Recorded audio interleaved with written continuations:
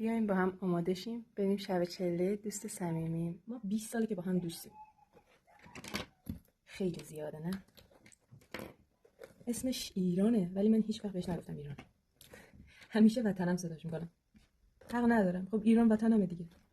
الانم من وسیله هامو جمع میکنم میرم خونه مامان، از اونجا آماده میشم میرم مجلس.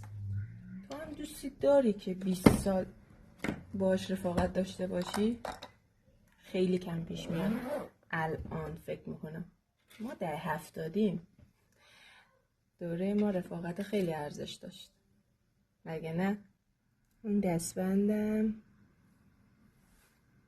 اینم انگشترش، اینم حلقه و اینم ساعت دستم. اینم لباسم. خیلی گوگولیه، خیلی نازه بچه و از دوستم گرفتمش. اینم لباس دخترمون، اینم پاپیونش میره ری سرش. وقتی یک مامان میخواد بره یک مجلس کوچیک، لباس، شلواری، کیف پول، شارژر، پوشک، لباس خود مامان، این مایه لنزم، لوازم آرایش‌ها، پودر فیکس. تو